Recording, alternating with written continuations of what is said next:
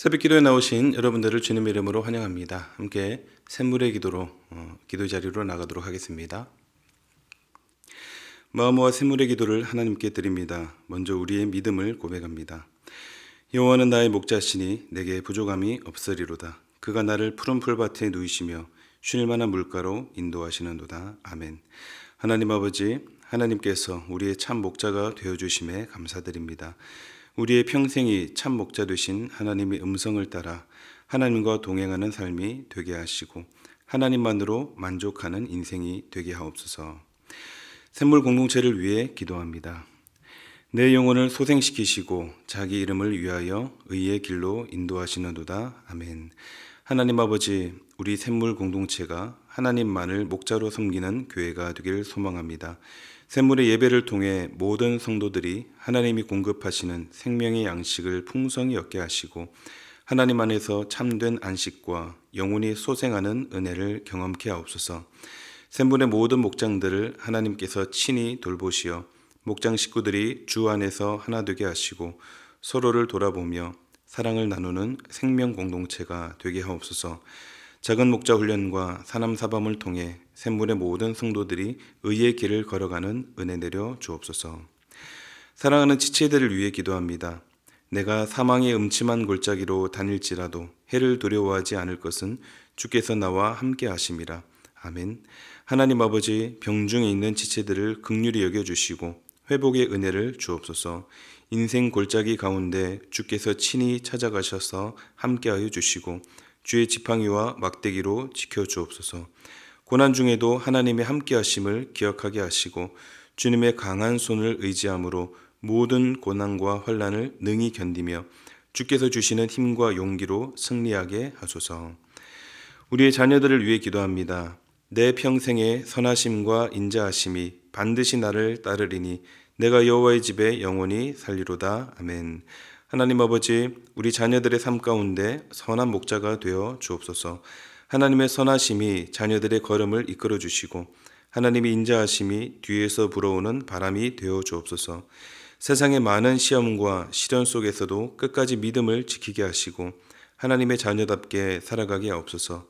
신학기를 맞아 학교 생활 가운데도 부족함이 없게 하시고 때를 따라 돕는 은혜를 허락하여 주옵소서. 오늘 하루도 선한 목자 되신 주님께서 우리와 함께 하심을 믿으며 이 모든 간구를 우리의 선한 목자 되신 예수 그리스도의 이름으로 기도드립니다. 아멘. 오늘 우리에게 주시는 하나님 말씀은 고린도전서 11장 2절에서 16절까지 말씀입니다. 한 절씩 교독하시겠습니다. 너희가 모든 일에 나를 기억하고 또 내가 너희에게 전하여 준 대로 그 전통을 너희가 지킴으로 너희를 칭찬하노라. 그러나 나는 너희가 알기를 원하노니 각 남자의 머리는 그리스도요 여자의 머리는 남자요 그리스도의 머리는 하나님이시라. 무릇 남자로서 머리에 무엇을 쓰고 기도나 예언을 하는 자는 그 머리를 욕되게 하는 것이요 무릇 여자로서 머리에 쓴 것을 벗고 기도나 예언을 하는 자는 그 머리를 욕되게 하는 것이니 이는 머리를 민 것과 다름이 없으리라. 만일 여자가 머리를 가리지 않거든 깎을 것이요 만일 깎거나 미는 것이 여자에게 부끄러움이 되거든 가릴지니라. 남자는 하나님의 형상과 영광이니 그 머리를 마땅히 가리지 않거니와 여자는 남자의 영광이니라. 남자가 여자에게서 난 것이 아니요 여자가 남자에게서 났으며 또 남자가 여자를 위하여 지음을 받지 아니하고 여자가 남자를 위하여 지음을 받은 것이니 그러므로 여자는 천사들로 말미암아 권세 아래에 있는 표를 그 머리 위에 둘지니라. 그러나 주 안에는 남자 없이 여자만 있지 않고 여자 없이 남자만 있지 아니하니라. 이는 여자가 남자에게서 난 것 같이 남자도 여자로 말미암아 났음이라. 그리고 모든 것은 하나님에게서 났느니라. 너희는 스스로 판단하라. 여자가 머리를 가리지 않고 하나님께 기도하는 것이 마땅하냐. 만일 남자에게 긴 머리가 있으면 자기에게 부끄러움이 되는 것을 본성이 너희에게 가르치지 아니하느냐. 만일 여자가 긴 머리가 있으면 자기에게 영광이 되나니 긴 머리는 가리는 것을 대신하여 주셨기 때문이니라. 논쟁하려는 생각을 가진 자가 있을지라도 우리에게나 하나님의 모든 교회에는 이런 관례가 없느니라. 아멘. 오늘의 말씀은 질서를 아는 공동체입니다. 질서를 아는 공동체. 질서를 잘 지킵시다. 전 어렸을 때 많이 봤던 문구입니다. 서로가 지켜야 할 최소한의 기본 덕목이라고 할 수 있죠. 그래서 가정에서도 아이들이 가정에서 또 질서를 배우고 또 학교에서도 배웁니다. 사람이 가지고 있어야 할 기본 소양이기도 합니다. 교회에서도 지켜야 할 질서가 있죠. 오늘 고린도 교회를 향한 사도 바울의 가르침도 교회의 질서에 관한 내용입니다. 당시 고린도 교회가 상당히 무질서였기 때문인데요. 그래서 오늘 말씀, 그 당시 고린도 교회가 어떤 상황이었는지 살펴보고 이것을 오늘날 우리에게 어떻게 적용해야 할지 함께 묵상하려고 합니다. 교회 공동체의 질서를 어떻게 세워야 하는가 함께 묵상하실 때 귀한 가르침을 얻으시기를 바랍니다. 첫째는 예수 그리스도 중심의 질서입니다. 예수 그리스도 중심의 질서. 질서의 중심에 무엇이 있느냐, 누가 있느냐.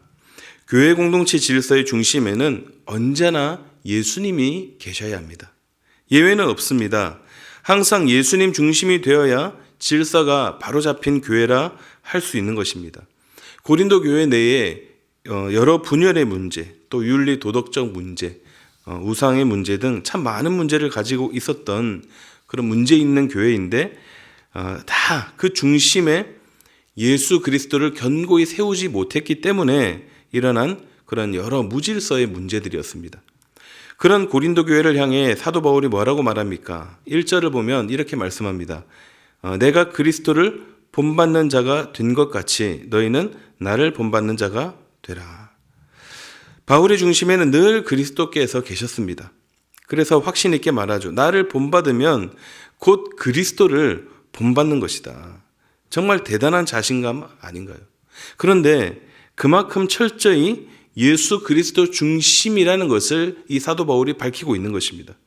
즉 지금 어지러운 무질서한 이 고린도 교회에 그 질서가 바로 잡히려면 한마디로 누구를 본받으라는 것입니까? 예수 그리스도를 본받으라. 예수 중심이 되어야 모든 문제가 해결되고 무질서가 질서로 바로 잡히게 된다는 것입니다.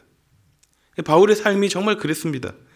빌립보서 1장 20절에 보면 바울은 살든지 죽든지 내 몸에서 그리스도가 존귀하게 되게 하려 하나니라고 했고 21절에는 내게 사는 것이 그리스도니 그렇게 할 정도로 철저히 바울은 그리스도 중심의 사람이었습니다.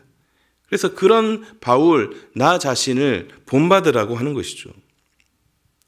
사랑하는 성도 여러분, 정말 예수님 중심의 삶을 사시기 바랍니다. 그럴 때 우리 교회의 질서도 바로 세워질 것입니다. 그리고 여러분이 속한 목장도 그리고 또 여러분의 가정에도 예수 그리스도 중심으로 살아갈 때 예수 그리스도가 중심이 되실 때 아름다운 질서가 세워질 것을 믿습니다. 질서를 바로 세워가시는 저와 여러분들이 되시기를 주님의 이름으로 축원합니다. 둘째는 무엇이냐? 둘째는 역할의 차이를 인정하는 질서입니다. 오늘 본문은 상당히 난해한 본문입니다. 자칫 잘못하면 오해할 수 있기 때문인데요. 3절 말씀 보겠습니다. 그러나 나는 너희가 알기를 원하노니 각 남자의 머리는 그리스도요 여자의 머리는 남자요 그리스도의 머리는 하나님이시라.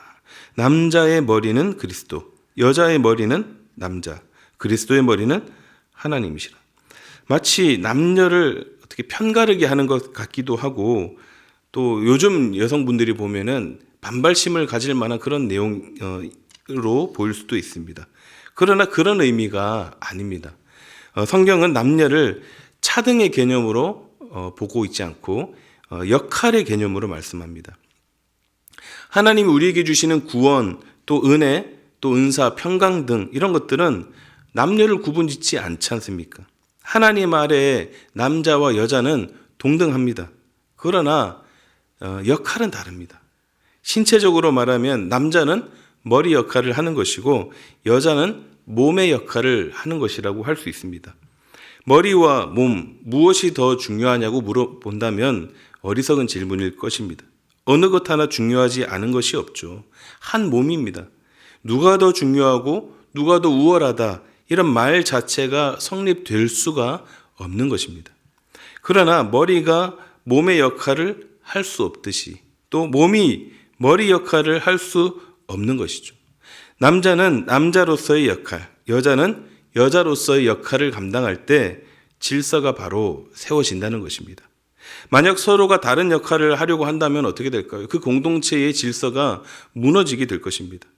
그래서 질서 있는 가정이 되려면 남편은 머리로서 책임감을 가지고 가정을 잘 다스리고 또 아내는 돕는 배필로서 남편이 머리 역할을 잘 감당할 수 있도록 도와주고 또 협력하는 것이죠. 그래서 부부는 상호 보완적이고 또 협력적인 그런 관계라고 할 수 있는 것입니다. 또 교회 내에서도 마찬가지죠. 교회 안에서도 남자 성도들과 여자 성도들의 역할의 차이가 있습니다. 그래서 마찬가지로 모든 성도들, 가정에서도 마찬가지고 교회에서도 마찬가지고 하나님께서 우리를 만드신 그 뜻대로, 그 목적대로, 그 역할대로 행할 때 가정과 교회의 질서가 바르게 세워질 것입니다. 본문 11절과 12절 말씀 보도록 하겠습니다. 그러나 주 안에는 남자 없이 여자만 있지 않고 여자 없이 남자만 있지 아니하니라. 이는 여자가 남자에게서 난 것 같이 남자도 여자로 말미암아 났음이라. 그리고 모든 것은 하나님에게서 났느니라. 마지막 모든 것은 하나님에게서 났느니라. 남자와 여자에 대한 바울의 결론이죠. 모든 것이 누구로부터 났습니까? 하나님으로부터 났습니다. 요즘 사회 분위기를 보면은 좀 그런 것들이 많이 보이죠. 남자와 여자가 서로 나뉘고 또 서로를 비방하고 비난하는 그런 모습들을 우리가 종종 보게 되는데요. 우려스러운 부분이 아닐 수 없습니다. 하나님의 질서를 바로 세워서 이 모든 것이 다 하나님으로부터 났다. 이것이 우리 사회에도, 우리 교회 안에서도, 우리 공동체 안에서도 이것이 우리 가운데 있어야 될 것입니다. 남녀가 동등하지만 역할의 차이가 있음을 인정하고 남자는 남자로서, 여자는 여자로서의 역할을 잘 감당함으로 건강한 가정과 교회를 세워가시는, 그런 질서를 세워가시는 저와 여러분들이 되시기를 바랍니다. 마지막 세 번째는 덕을 세우는 질서입니다. 덕을 세우는 질서. 우리가 질서를 왜 지켜야 하느냐? 바로 덕을 세우기 위해서라는 것입니다. 바울의 서신들을 보면은 고린도전서 우리가 보고 있는 이것도 마찬가지지만 계속해서 권면하는 메시지가 바로 이 덕을 세우라는 권면인데요. 오늘 본문에서 말하는 덕은 어떤 덕이냐? 여자들이 머리에 뭔가를 쓰느냐 쓰지 않느냐의 그런 문제였습니다. 이 당시 헬라 문화권에서는 여자들이 이제 머리에 수건을 이렇게 썼는데요. 야쉬막이라는 수건을 썼습니다. 이것이 담고 있는 의미가 뭐냐면 남자의 권위에 대한 순종을 담고 있다고 합니다. 그런데 일부 여성들은 이제 예수 그리스도를 믿고 이제 모든 것이 이제 자유하게 되었다면서 이 야쉬막, 이 머리에 쓰는 수건을 거부한 사람들이 있었다는 거죠. 사실 지금 같으면 이런 것들이 문제도 되지 않겠지만 당시에는 이 야쉬막을 쓰지 않는 것, 만약에 쓰지 않게 되면 사람들로부터 큰 이목을 끌 만한 것이었습니다.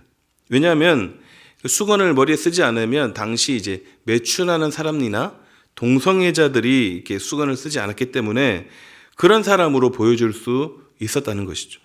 또 수건을 쓰지 않으면 이런 의미도 있었다고 합니다. 남편의 권위를 인정하지 않고 업신여기는 사람, 또 혹은 다른 남자의 시선을 끌려고 하는 사람, 뭐 이런 의미가 들어 있었던 것이죠. 머리에 수건을 쓰지 않으면 정말 이상한 사람이 그렇게 이상한 사람으로 보일 수 있다는 것입니다. 그러니까 지금 예배 드리러 왔는데 다들 이제 머리에 수건을 다 쓰고 있어야 하는데 수건을 안 쓰고 있는 그런 사람들이 보인단 말이죠. 그러면 굉장히 무례하고 굉장히 이상한 사람으로 보일 수 있는 그런 사안이었습니다. 결국 이것이 교회의 덕이 되지 않았고 또 복음 전파에도 악영향을 끼칠 만한 그런 일이었다는 것이죠. 그러니까 바울은 지금 이런 경우에 어떻게 하라는 것입니까? 지금 오늘날은 이것이 아무 의미가 없는 주제이지만 당시에는 굉장히 심각했던 상황이라는 것입니다. 지금 바울이 어떻게 하라는 것이죠?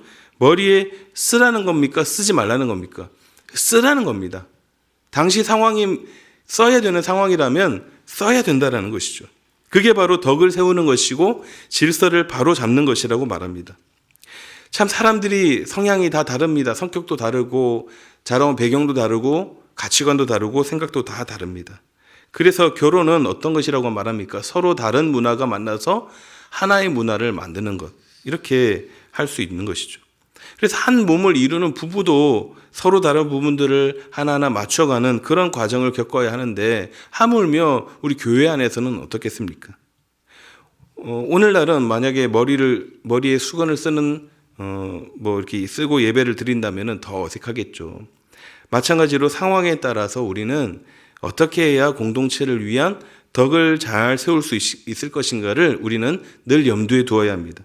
그래서 우리가 속한 공동체, 교회 내에서 또 아무리 좋은 것이라도 그것이 우리 공동체에 해가 되는 것이고 또 덕이 되지 않는다면 절제하고 참는 것이 맞습니다. 그래야 우리의 질서를 바르고 건강하게 세워갈 수 있는 것입니다. 그래서 어쩌면 희생이 필요할 수도 있겠죠. 또 어쩌면 손해가 날 수도 있고 어쩌면 좀 어려운 문제가 생길 수도 있습니다. 그러나 정말 공동체가 바르게 세워지려면 정말 우리 교회 안에 질서가 바르게 세워지려면 정말 주님의 마음으로 우리가 그것들을 잘 감내할 필요가 있는 것입니다. 그래서 우리가 그런 과정들 정말 덕을 세우기 위해서 우리가 한 걸음 한 걸음 우리가 할 수 있는 것들을 해 나갈 때 질서를 온전히 세워갈 줄로 믿습니다. 그런 질서를 잘 세워가시는 저와 여러분들이 되시기를 바랍니다. 말씀을 정리하겠습니다. 교회 공동체의 질서는 어떻게 세워야 하는가?